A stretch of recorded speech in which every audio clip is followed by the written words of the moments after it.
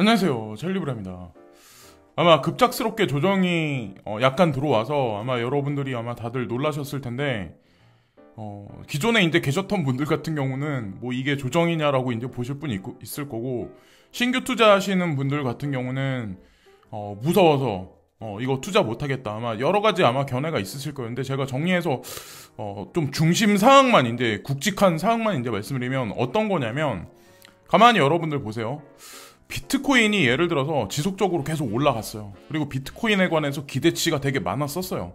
왜냐면 비트코인만 올라갔었으니까. 지난 2020년 4분기부터 올해 어느 시점까지 1일인가 2일까지 아마 비트코인이 급상승을 아마 했을 거예요. 그래서 한간에는 5만 달러까지 찍을 거야. 그런 얘기들이 되게 많이 한간에 나돌았었잖아요. 실제로 만약에 4만 5천에서 5만 달러에서 되게 오랫동안 머무르고 알트코인이 죽어났으면, 그러면 비트코인 자체도 40% 조정에 가깝게 들어갈 수도 있는 상황이었다는 거죠. 근데 지금의 현재 상황은 어떤 거냐면, 비트코인에서 이더리움으로 릴레이 개주를 할 때 바톤 터치를 지금 현재 해준 격이고, 이제 지금서부터는 이더리움이 달리기 시작을 할 거예요. 이번에 릴레이 경주에서는.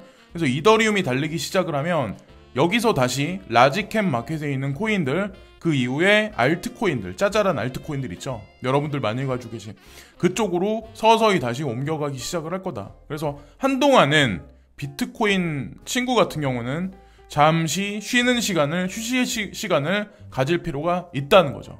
그래서 이 친구가 뭐 완전 뭐 죽는다 이런 걸 말씀드리는 게 아니에요. 어느 정도 박스권에서 계속 지속적으로 가격은 유지할 가능성이 높다. 근데 가장 중요한 키포인트는 비트코인에서 이더리움으로 넘어간 이 바톤 터치 과정 중에 지금 현재 이제 충격 있죠. 시장의 충격이 살짝 주는 거예요. 네.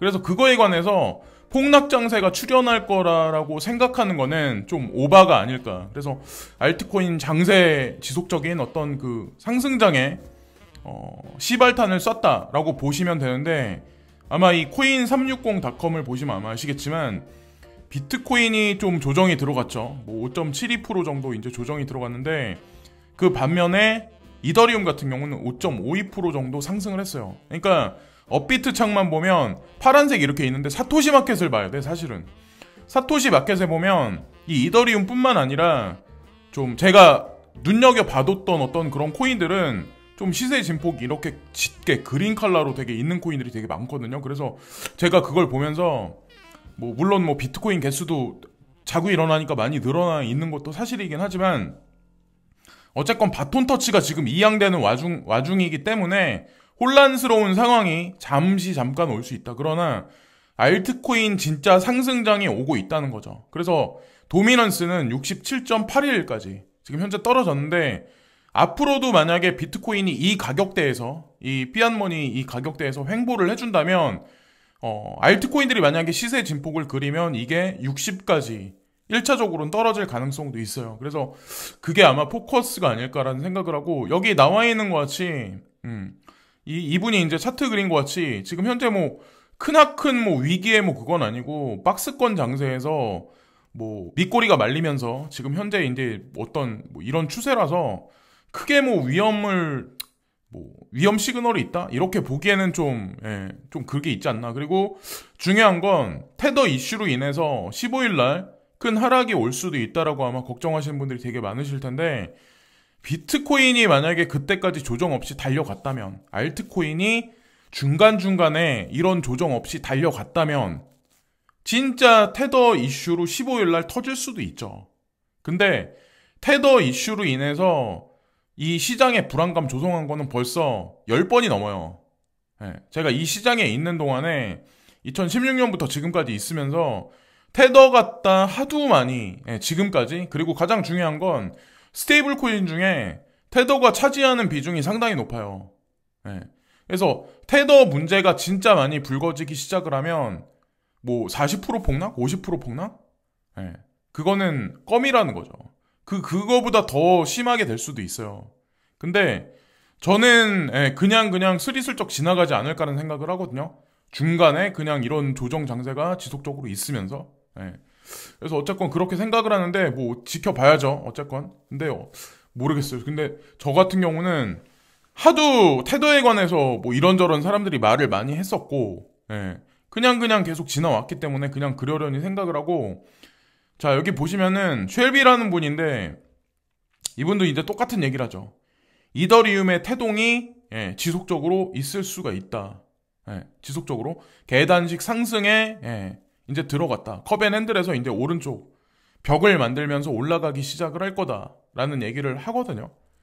그래서 아마도 그냥 알트코인 시장의 그냥 시발점이다, 스타트 지점이다라고 보시면 되고, 내가 가진 왜 알트코인은 왜 올라갔다가 다시 제자리냐라고 보실 분 있겠지만, 대부분의 알트코인들은 사실 조정이 많이 깊은 것 같지만 사실은 저점은 계속 올리고 있는 과정이에요. 특히나 네오에 관해서도 이제 한마디 더 말씀드리려고 하는데, 제가 막 지속적으로 작년에도 아마 말씀을 많이 드렸었을 거예요. 16,000원대에 매집을 많이 하셨을 거고 아마, 그리고 최종적으로 매집을 많이 하셨던 분들이 아마 2만원대, 2만원에서 아마 매집을 많이 하셨을 거예요. 2만원 밑에서. 근데 어쨌건 2021년에 네오 3.0 1분기 안에 이슈가 만약에 어느 시점에 만약에 발표를 한다면 아마도 시세 준폭을 그리기 시작을 하면서 $100, 뭐 $200 이 선까지 지속적으로 올라갈 가능성이 있다. 이더리움이 한 요 정도까지 와 있다면, 이더리움이 한 요 정도 선까지 와 있다면 네오 같은 경우는 아직 출발도 안 했어요. 그래서 끝까지 한번 지켜보시고, 자, 네오 코인도 뭐 추매를 해라 이런 걸 제가 말씀드리는 건 아니에요. 절대. 제가 지금 말씀드리는 코인들 전체가 다. 그리고 변동성이 되게 극심한 호라이젠 코인 같은 경우는 여기 보시면 사토시 마켓에서 50%가 올랐어요. 그러니까 비트코인을 예를 들어서 여기 10개 는 사람은 5개를 번 거예요. 그래서 어쨌든 상승이 되게 많았었죠. 어쨌건 지금 현재 이제 그런 상황이었다. 그러니까 조정의 폭도 물론 들어가긴 하겠지만, 뭐 모르죠. DCG에서, 그래시켓 자산운용사에서 무슨 의도로 2021년에는 이걸 핸들링 하는지 모르겠지만 어쨌건 이렇게 알트코인 시세 장세는 뭐 나쁘지 않아요. 여기 보시면 GKC 같은 경우도 26%나 상승했어요.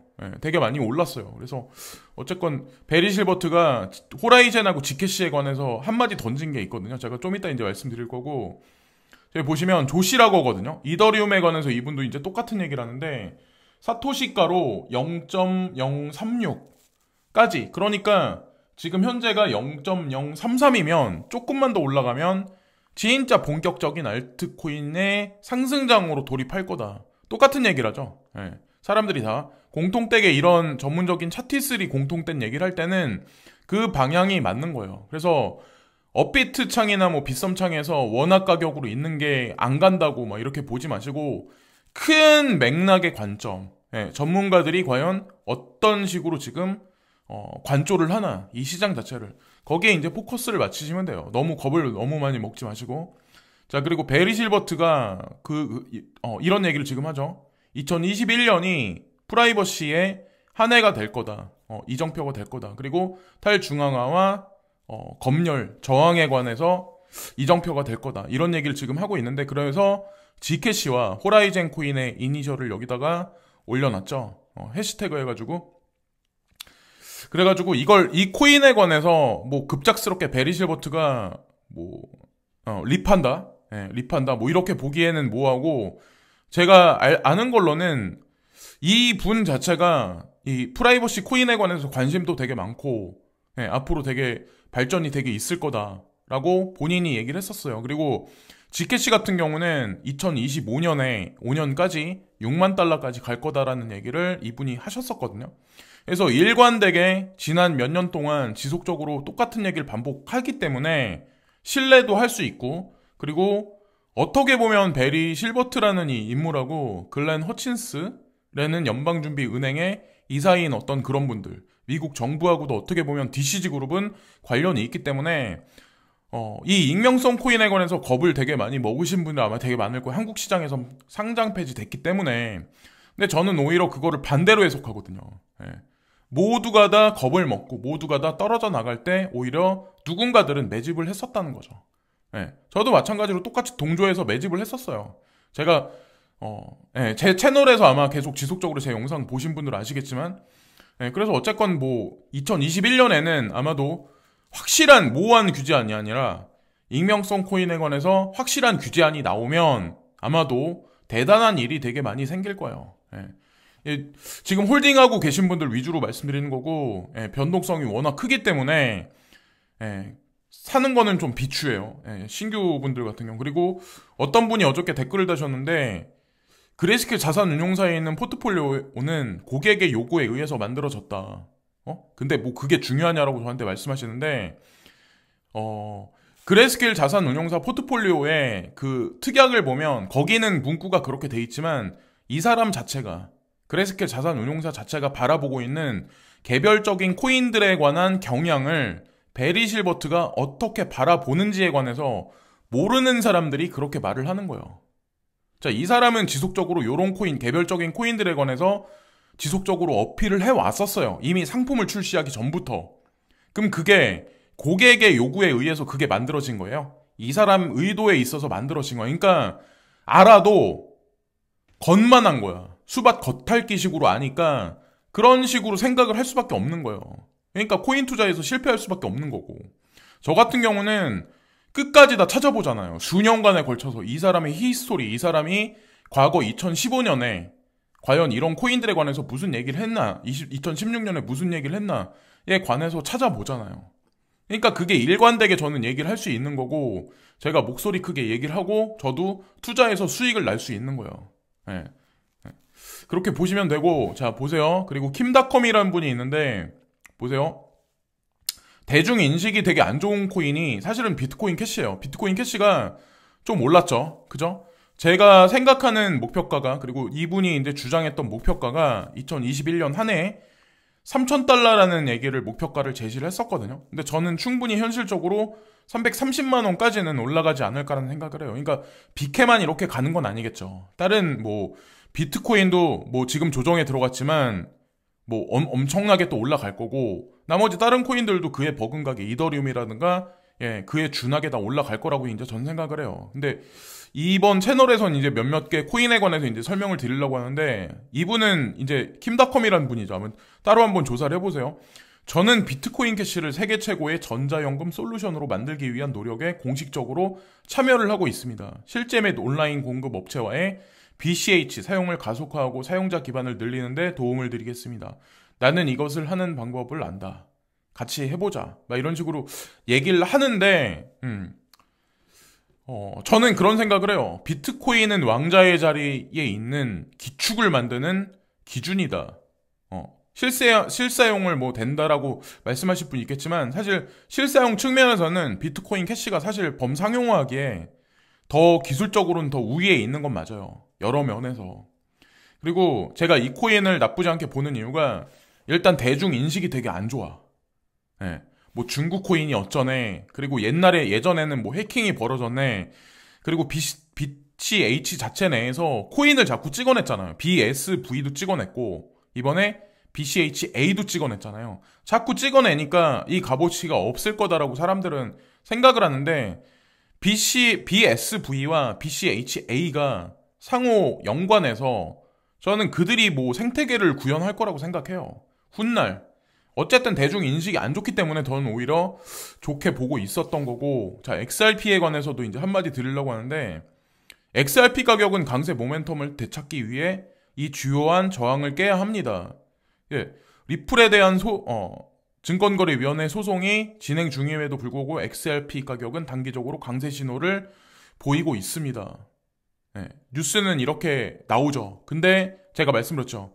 일정 수준의 가격은 돌파를 못할 거다. 일정 수준 이하까지 떨어지지 않을 거다. 일정 가격대에 머무르게 할 거다. 그게 왜 그럴까요? 과연. 일정 수준까지 머무르게 해야 하는 세력들의 의도가 있을 거라는 거죠. 왜냐면 익절하고 다 도망갈 거니까. 도망갈 게 뻔하니까. 그들한테 좋은 일을 벌어줄 일 없고, 폭락하면 또 사서 모을 놈들이 있으니까 폭락도 안 시키고. 그래서 지금 가격을 논한다는 거는 사실 되게 웃긴 일이라는 거죠. 지금 소송에 직면해 있는데 이걸 보고 가격을 논하는 거는 그냥 그건 대중의 생각이에요. 내가 투자했으니까 소송이고 뭐고 나는 이게 올라야 돼. 나는 이게 500원 가고 1000원 가야 돼. 내가 투자했으니까 라고 생각을 하는 거죠. 근데 그게 아니라니까요. 제가 이런 코인에 관해서 좋아하는 이유가 왜 그러냐면, 자, 보세요. 소송에 휘말렸다. 그리고 폭락을 했기 때문에. 그리고 대중들한테 욕을 먹고 있기 때문에. 네, 오히려 이런 코인들을 좋아하는 거예요. 그리고 이더리움 클래식도 제가 좋게 생각했던 이유가 3번의 해킹 사태가 벌어졌다는 그런 뉴스가 나오고 나서 제가 오히려 더 관심을 많이 가졌어요. 네, 상식적으로 여러분들이 한번 생각을 해보세요. 똑같은 코인이 세 번의 해킹을 연속해서 단기간에 발생이 됐어. 그건 사실 진실이 아니라는 거죠. 예, 그 이면을 잘 봐야 돼요. 과연 이더리움 클래식은 2025년에 무슨 일이 있을까? 과연 베리 실버트는 어떤 의도에서 그레이스케일 자산운용사 포트폴리오에 10%나 되는 이더리움 클래식을 가지고 있을까? 예. 마지막 선택은 이제 각자가 내리는 거예요. XRP에 관한 것도 소송의 직면에 있으니까 불안하신 분들도 있을 거예요. 근데 제가 말씀드리잖아요. 저한테는 로우 리스크, 하이 리턴이다. 근데 어떤 사람들한테는 이런 코인들이 하이 리스크, 로우 리턴일 수도 있어요. 그리고 그런 분들은 투자를 하면 안 돼요. 지금 현재 장세를 보고 벌벌 떠시는 분들도 아마 분명히 있을 거야. 시장 상황이 또 그렇게 만들고 매스미디어가 그걸 또 사람들을 유도를 하고, 그래서 어쨌건 마지막 판단은 각자 개인이 내리시면서 좀 조사를 많이 해보시고 돌다리도 30번 이상 두들겨 보고 마지막 투자는 진행을 하시라는 거죠. 지금까지 찰리 브라운이었고, 오늘도 즐거운 하루를 되시고, 어쨌건 주요한 이슈는 도미넌스의 지속적인 하락, 그리고 이어달리기에서 비트코인에서 이더리움으로 이어달리기가 이어졌다. 잠시의 충격의 시장이다. 그것일 뿐이다. 라는 거죠.